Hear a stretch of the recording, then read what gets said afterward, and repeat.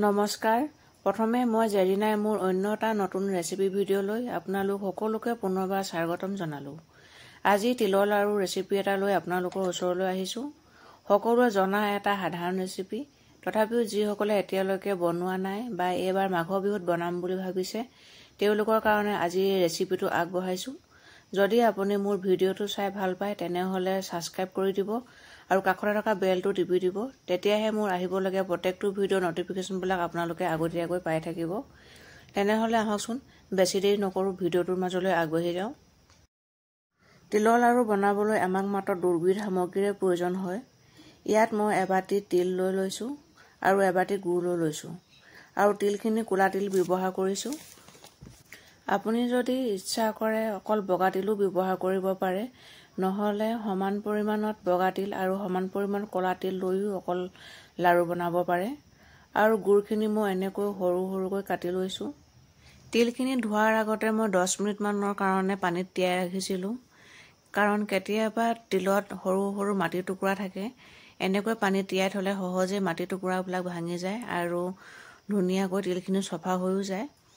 এয়া মই তিলখিনি ধুনীয়াকৈ ধুই ল'লোঁ আৰু এটা খৰাহীত ৰ'দত 2 ঘণ্টামানৰ কাৰণে শুকাবলৈ মেলি দিলোঁ। তিলখিনি মই ৰ'দৰ পৰা আনিলোঁ আৰু এতিয়া গেছটো অন কৰি দিম আৰু এখন কেৰাহী পাতি মিডিয়াম ফ্লেমত 10 মিনিটমানৰ কাৰণে তিলখিনি ভাজি ল'ম। তিলখিনি যেতিয়ালৈকে ফুটি নুঠে তেতিয়ালৈকে ভাজি থাকিম। ভজা হ'লে আপোনালোকে গম পায়ে যাব, তিলবোৰ ফুটফুটকৈ ফুটি আহিব। এনেকৈ লৰাই লৰাই ভাজি থাকিব। এয়া মোৰ তিলখিনি ভজা হৈ গৈছে। এতিয়া গেছৰ ফ্লেমটো অফ কৰি দিম আৰু তিলখিনি মই এখন ডাঙৰ প্লেটত উলিয়াই ল'ম।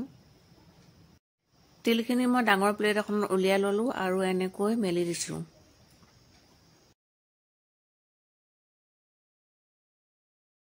এতিয়া সেই একেখন কেৰাহীতে মিডিয়াম ফ্লেমত আধা কাপ পানী দি দিছোঁ আৰু গুড়খিনিও ইয়াতে মই যোগ কৰি দিম। এতিয়া মই ভালকৈ লৰাই দিম যাতে গুড়খিনি সহজে গলি যায়।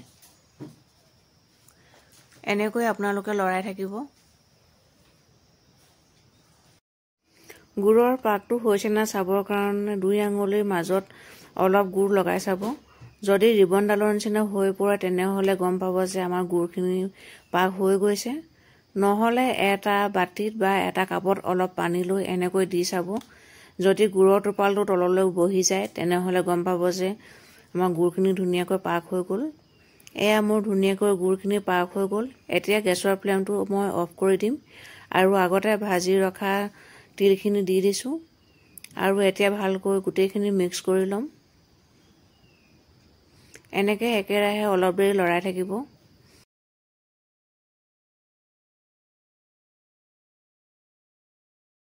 এতিয়া আমি তিলৰ লাড়ুখিনি গৰমে গৰমে বনাই ল'ব লাগিব। মই তিলৰ লাড়ু বনোৱাৰ আগতে হাতত অলপ ঘিউ ঘঁহি লৈছোঁ। আপোনালোকে ঘিউ নহ'লে পানী লগাইও ল'ব পাৰে। এতিয়া আমি গৰমে গৰমে তিলৰ লাড়ুখিনি বনাই ল'ম। ঠাণ্ডা হ'বলৈ নিদিব, ঠাণ্ডা হ'লে টান হৈ যাব। এতিয়া এখন চামুচেৰে মই এচামুচকৈ আনি তিলৰ লাড়ুবোৰ বনাই লৈছোঁ। আনবোৰ লাড়ু বনোৱাৰ নিচিনাকৈ বেছি টানকৈ লাড়ুবোৰ নবনাব। হাতেৰে আলসুৱা হাতেৰে লাহে লাহে বনাব। এনেকৈ আনি থাকোঁতে যদি আপোনালোকৰ তিলৰ মিশ্ৰণখিনি টান হৈ যায় তেনেহ'লে গেছত আকৌ অলপ সময়ৰ কাৰণে মিডিয়াম ফ্লেমত ৰাখি দিব। তেতিয়া মিশ্ৰণখিনি ঢিলা হৈ পৰিব আৰু আকৌ পুনৰ লাড়ু বনাব পাৰিব। তেতিয়া মিডিয়াম ফ্লেমত ৰাখি কেৰাহীখন পাতি দিব। তেতিয়া মিশ্ৰণখিনি পুনৰ ঢিলা হৈ পৰিব। তেতিয়া আকৌ আপোনালোকে লাড়ু বান্ধিব পাৰিব।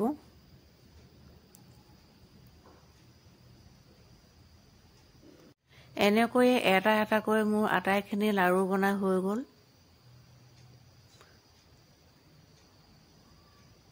গৰমে গৰমে বন্ধাৰ কাৰণে হাতখন চাওকচোন মোৰ ৰঙা হৈ গ'ল। ঠাণ্ডা হ'লে লাড়ু নহয় যে, সেইকাৰণে গৰমে গৰমে বান্ধিব লাগে। ভিডিঅ'টো যদি আপোনালোকে ভাল পালে তেনেহ'লে লগৰ বন্ধু বান্ধৱীৰ লগত শ্বেয়াৰ কৰি দিব আৰু লাইক এটা কৰি যাবলৈ পাহৰি নাযাব, লগতে কমেণ্টো কৰিব। ভিডিঅ'টো শেষলৈকে চোৱাৰ কাৰণে আপোনালোকক বহুত বহুত ধন্যবাদ জনালোঁ। আগলৈও এনেকুৱা ভিডিঅ'বোৰ পাই থাকিবৰ কাৰণে মোৰ চেনেলটো ছাবস্ক্ৰাইব কৰি দিব বুলি আশা কৰিলোঁ। ভিডিঅ'টো শেষলৈকে চোৱাৰ কাৰণে আপোনালোকক বহুত বহুত ধন্যবাদ জনালোঁ। আকৌ এটা নতুন ৰেচিপিৰ সৈতে আপোনালোকৰ লগত আকৌ কথা পাতিম। তেতিয়ালৈকে আপোনালোকে সকলোবোৰ ভালে থাকক, সুস্থ থাকক। আজিলৈ আহিছোঁ। Bye bye.